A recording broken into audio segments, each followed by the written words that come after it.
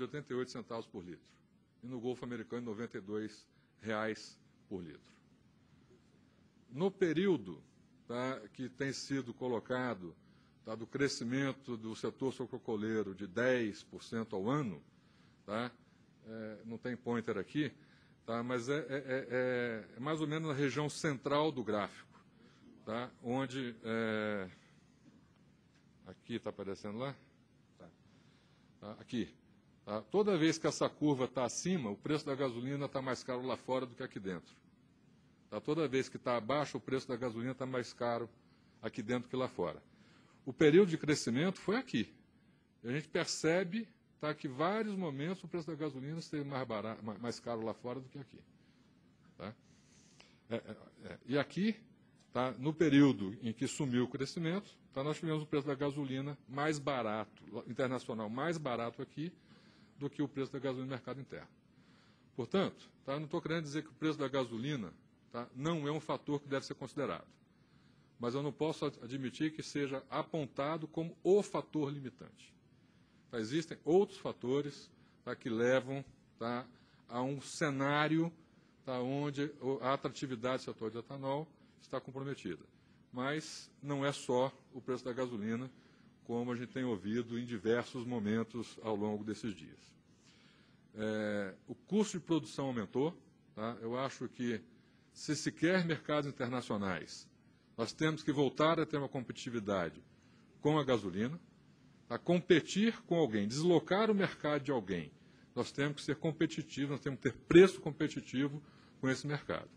Tá? Com preços extremamente elevados, como os preços que a gente vivenciou ano passado, fruto de aumento de custo de produção, que tem diversos motivos, tá, nos dificultará a conseguir mercados internacionais, além das dificuldades que nós já temos naturalmente.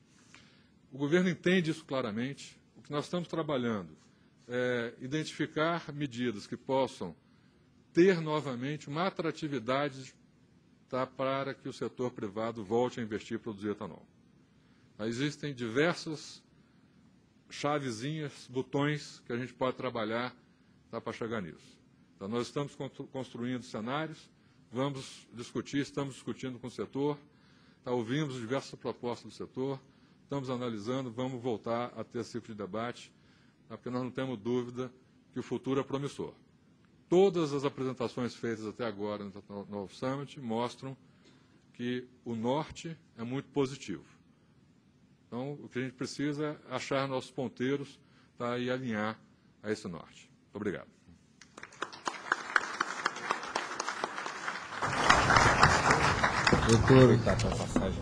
Doutor Ricardo Ornelis, muito obrigado.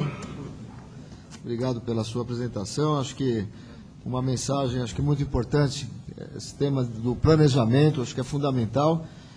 E, nesse sentido, eu resgato um pouco a apresentação do deputado Arnaldo Jardim, que nos trouxe a mensagem da previsibilidade. Então, acho que para que nós realmente possamos fazer um planejamento adequado, é muito importante o tema da previsibilidade e também a coordenação que foi nos trazida pelo secretário Antônio Henrique. Ou seja, uma coordenação estreita entre o setor público e privado. Foi mencionado aqui também a questão da cana-de-açúcar. Quer dizer, nós temos o etanol como combustível, mas não podemos esquecer a especificidade desse combustível, que tem seu custo de produção quase que 70% na cana-de-açúcar. Então, acho que a pessoa mais adequada para nos trazer a visão do governo em relação ao tema agrícola, ao tema produção de cana-de-açúcar, produção de etanol a partir da cana, é o nosso companheiro de longa data, secretário Manuel Bertoni, secretário de Água e Energia do Ministério da Agricultura. Secretário, por favor. Bom, meus amigos, eu também vejo isso aqui como uma reunião de trabalho mesmo. Quer dizer, a gente, no cotidiano, tem estado juntos para analisar todas as questões e mais. Partilhamos muitas mesas e muitos debates, sempre vamos afinando as nossas opiniões. E aqui na mesa, como dito que nós éramos .gov, eu queria fazer uma ressalvinha. Porque se tem uma das coisas que eu mais respeito no serviço público é a política. E .gov é uma coisa, .câmara acaba sendo outra, certo, deputado? E .edu acaba sendo outra, embora todos sejamos parceiros, assim como vocês são nossos parceiros.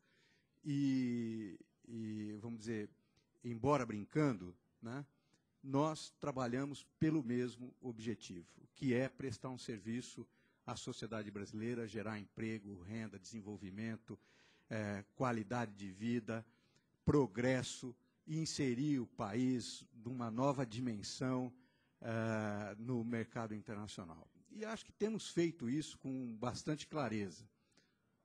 Um minutinho. Eu queria dizer a vocês que, durante palestras no último ano, eu anotei com bastante ênfase a todos que o setor de biocombustíveis no Brasil primava pela sustentabilidade social, ambiental, econômica, e que nós tínhamos que ter uma especial atenção com a sustentabilidade política. Evidentemente que, quando a gente fala de sustentabilidade política, as pessoas podem preliminarmente pensar que nós estamos falando de ter um bom relacionamento com os políticos apenas. Mas a sustentabilidade política, ela vem de uma base de aceitação e respeito pela sociedade brasileira. Porque o político vive disso. O espírito de sobrevivência que nós todos temos, vocês no negócio, nós no serviço público, o político tem que ter com relação à sociedade brasileira. E o que aconteceu nessa entre-safra foi que nós assustamos, de fato, com o aspecto de inelasticidade da demanda do álcool anidro.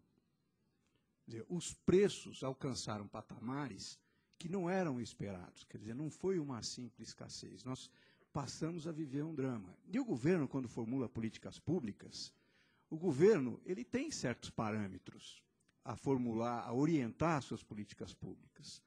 Nós, evidentemente, temos que ter uma visão de Estado, temos que ter em vista a segurança nacional e a soberania nacional, e eu vou falar dela em outros aspectos. Nós temos que atentar para o interesse social e, sem dúvida nenhuma, temos que atentar também pela ética pública.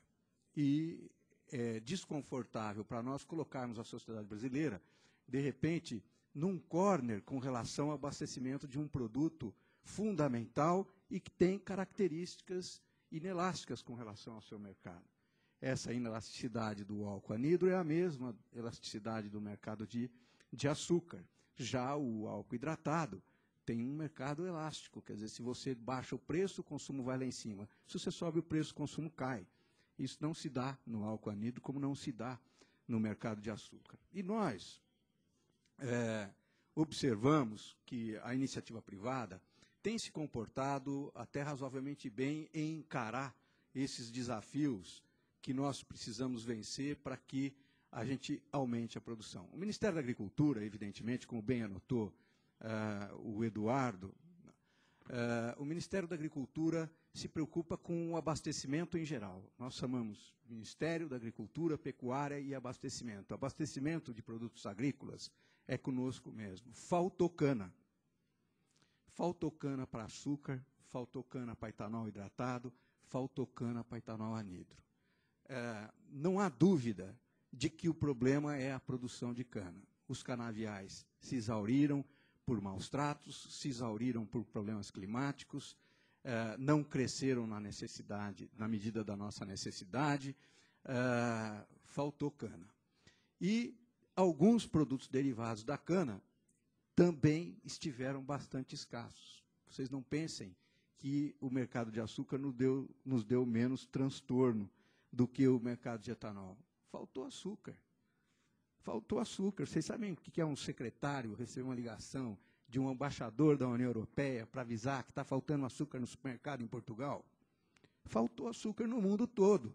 E ainda bem que nós tínhamos capacidade para abastecer o mercado de açúcar, uma vez que nós, aqui no Brasil, temos a gasolina para suprir a diminuição de produção do etanol hidratado. O problema foi sério. Quer dizer, o grande problema governamental é que o anidro não tem substituto. A gente tem como único mecanismo mexer na mistura, num momento de emergência. Quer dizer, eu estou dizendo isso num momento de emergência porque eu vejo como bastante claro que a mudança na mistura, pura e simplesmente, não resolve nenhuma situação em termos práticos. Não resolve. Se você tiver uma mistura de 25 e você não tiver uma administração da oferta através de algum mecanismo, pode faltar. Se você tiver com 20, também pode faltar, porque o produtor, a usina, vai produzir para fornecer 20, e se houver uma demanda muito grande na safra, ou o consumo subir demais, vai faltar com 20, como pode faltar com 18 e como pode faltar com 15.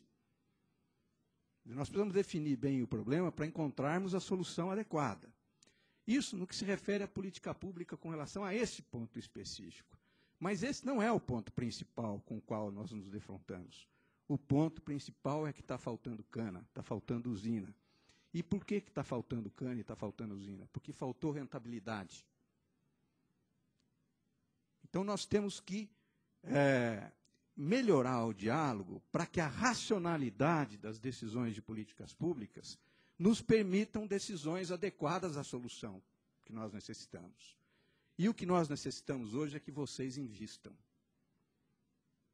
Esse é o recado que o Ministério da Agricultura gostaria de dar e que, para minha satisfação, ontem o presidente Lula deu com muita clareza. E é lógico que, para vocês investirem, vocês têm que verificar, constatar aqui do lado do .gov, eu gostei dessa expressão, viu, Dornelles? Aqui do lado do .gov, é claro que vocês têm que constatar aquilo que nós constatamos ontem à noite lá com o presidente Lula. Determinação para que esses investimentos sejam viáveis. Quer dizer, e no que se refere a nós, do governo, eu verifico que o esforço é nesse sentido. Talvez a gente precise afinar um pouco algumas decisões, alguns aspectos no diálogo, para eliminar a insegurança e melhorar a lucratividade.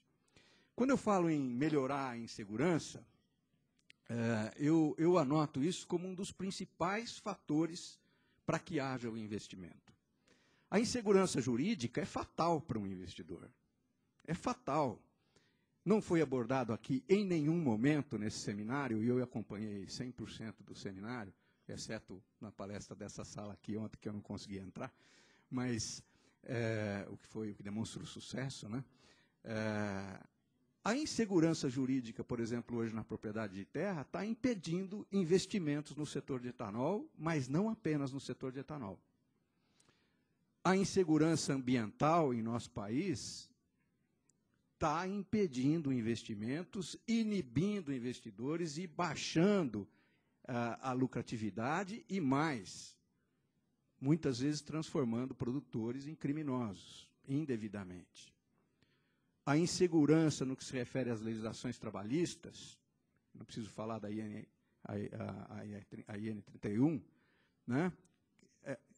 NE 31, a IN é nossa lá no Ministério da Agricultura, é um transtorno para todos nós. E o governo tinha que dar mensagens claras de que esses problemas devem ser resolvidos, deveriam ser resolvidos. Eu vejo essas coisas com muita clareza. Quando eu falo de lucratividade, e eu sei que o produto que concorre comigo é a gasolina e que tem preços administrados, gostemos ou não, nós temos que falar de reduções de custo. Quando você reduz a insegurança, você reduz custos. Quando você investe em logística, você reduz custos. Muito bem dito ontem pelo Bruno,